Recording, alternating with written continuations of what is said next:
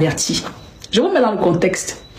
Hier soir, je suis là très tard dans la nuit. Il y a Robinson Pifo que je connais depuis des années aujourd'hui. Ça a peut-être fait 7 ans et demi, 8 ans. Il me dit qu'il y a un gars qui lui a écrit de façon anonyme sur Messenger.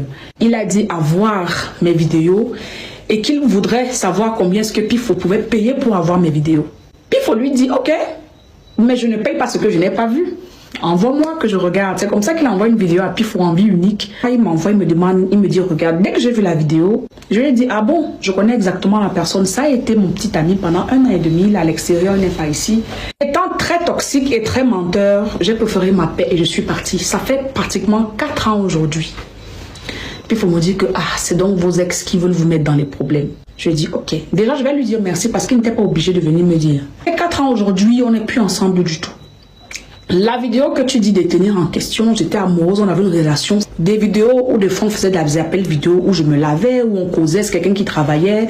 On pouvait parler le soir en vidéo. Je pouvais être en train de me laver, je pouvais être en train de me brosser les dents, je pouvais être allongée. Quand je suis partie de cette relation, ça fait 4 ans aujourd'hui, j'ai tout effacé, j'ai tout oublié. Là, je pense qu'il a essayé d'entrer en contact avec moi peut-être 1 an après. Mais je lui ai dit, mon frère, tu vas montrer toutes les couleurs, pardon pour pas. Je ne cite pas encore tout son nom parce qu'il est parti chez Pifo en anonyme. Donc ça veut dire qu'il veut se préserver. Mon problème c'est pourquoi maintenant? Parce que je suis déjà un peu connue, parce que l'Éternel m'a béni un peu avec la visibilité. Ex toxique, c'est quelqu'un qui t'a foutu la merde dans ta vie.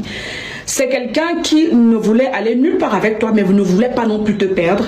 Et qui est choqué de voir que tu évolues. Qui est choqué de voir que tu manges, tu vis, tu es heureuse sans lui. Et non seulement tu veux m'humilier, mais tu veux t'enrichir sur l'humiliation.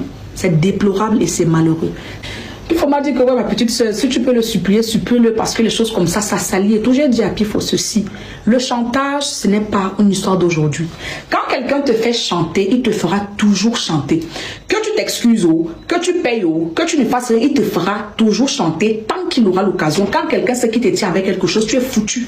Donc si finalement ces vidéos sont dehors, ça veut dire soit il est allé ailleurs et d'autres ont acheté. Parce que comme je dis, ce n'est pas tout le monde qui t'aime. Il y a les gens qui attendent ça. Ils veulent vous voir mal. Ils veulent se servir de ça pour se moquer de vous.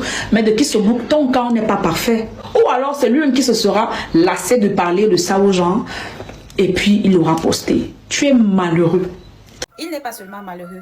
Il est également minable, dégoûtant et malade mental.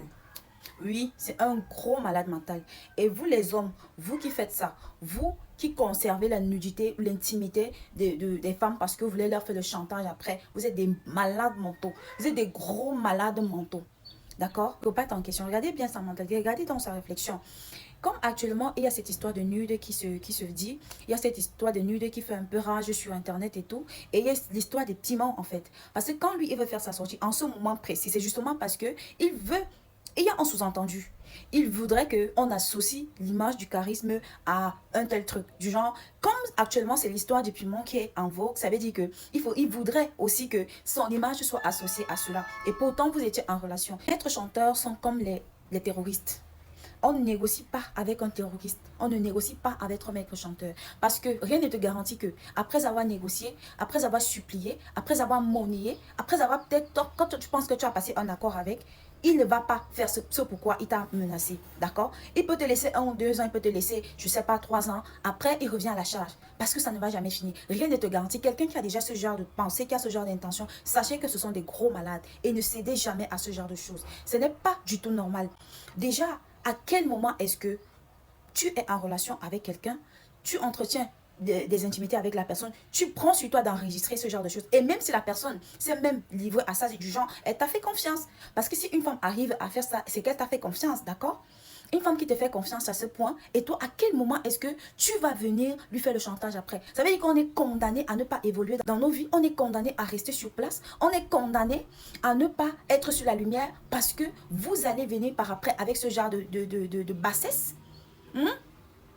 Vous savez que quand vous êtes entré dans nos vies avec les intentions de nous détruire et que vous n'avez pas pu, genre vous n'êtes pas arrivé à vos fins, il faudrait que vous reveniez à la charge des années plus tard quand vous sentez que mince, la fille là finalement, je n'ai pas réussi à la détruire, elle a réussi à s'en sortir, elle est en train de vouloir devenir quelqu'un et c'est là où toi tu reviens, tu ressurgis. Non mais attendez, vous êtes sérieux?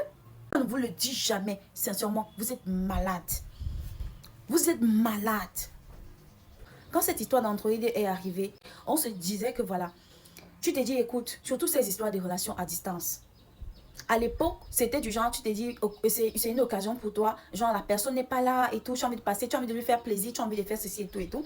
Et puis, tu te retrouvais peut-être en train de faire un truc comme ça avec lui. Tu lui faisais confiance. Quand la personne finit de visionner un tel truc, tu supprimes immédiatement. Tu supprimes directement. À quel moment tu conserves la nudité de quelqu'un dans ton téléphone? Et le pire, c'est que vous n'êtes même plus ensemble. Vous n'êtes même plus ensemble. C'est-à-dire que la personne a refait sa vie et toi également. Mais ça te dérange, ça te pique. Vous êtes sadique. Vous êtes sadique. Ça te dérange de voir la personne désormais qui brille sans toi, la personne qui avance sans toi, la personne qui s'en sort sans toi. Et aujourd'hui, toi, tu reviens, tu veux détruire sa vie. Tu veux ternir son image. Tu veux la discréditer aux yeux du monde. Pourquoi? Elle te doit quoi?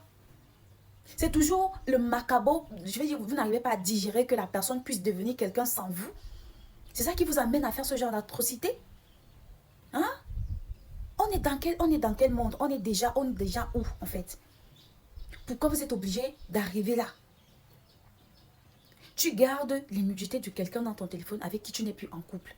Ça se passe comment? Ça commence comment? Tu n'es plus avec la personne. Déjà que le simple fait de garder même d'abord, pour moi, c'est un problème. Parce que si quelqu'un te fait confiance en t'envoyant une photo, je vais dire son intimité, une fois que tu as fini de visionner, tu te supprimes. À quel moment tu conserves ça dans ton téléphone? Parce que tu peux garder ton téléphone, pour moi, ce n'est pas logique. Pour moi, ce n'est pas logique.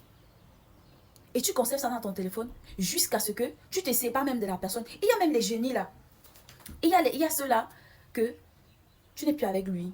Ça fait des années. Vous n'êtes plus ensemble. Vous ne partagez plus rien. Peut-être vous ne vous écrivez même plus. Vous n'êtes même plus en contact. Toi, tu as recommencé ta vie. Tu es en train de vivre ta petite vie tranquille et tout. Un matin ou un soir, le gars se lève comme ça. Bam! Le génie décide d'envoyer une vidéo de toi. Genre, il te ramène cette histoire. Il t'envoie une vidéo. Il te dit, tu te rappelles, attendez, vous êtes malade? Vous êtes malade? Vous êtes sérieusement atteint, vous là? Vous êtes atteint. Il te balance une vidéo comme ça. Je connais quelqu'un qui a eu une relation avec un individu comme ça, un malade mental aussi. Elle ne savait même pas que le gars la prenait en photo, en vidéo. Donc, le gars utilisait l'ordinateur, sa webcam. Et lorsqu'ils entretenaient des rapports et tout, lui, il enregistrait en fait. Et à des moments, vous voyez, quand peut-être les gens ont l'intimité et tout, après, elle est fatiguée, elle se laisse aller, le gars la filmait à son insu.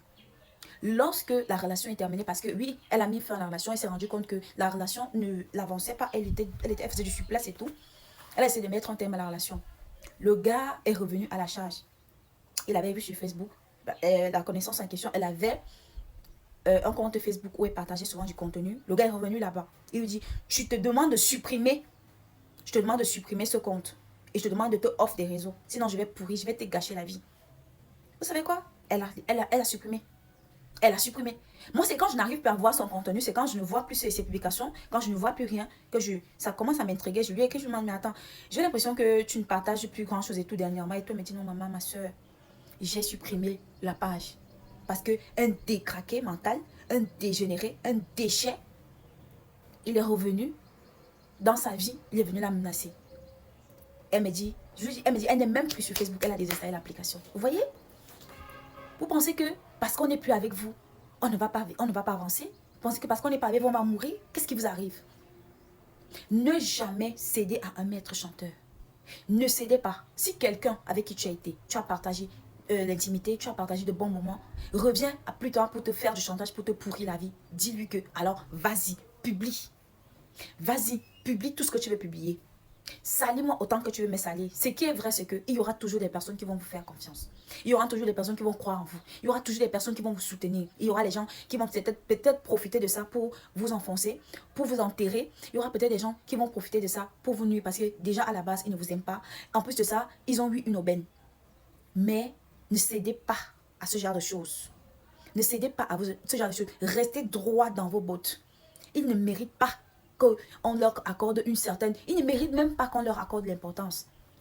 S'ils veulent publier des choses sur vous, qu'ils publient. S'ils veulent ternir votre image, qu'ils ternissent.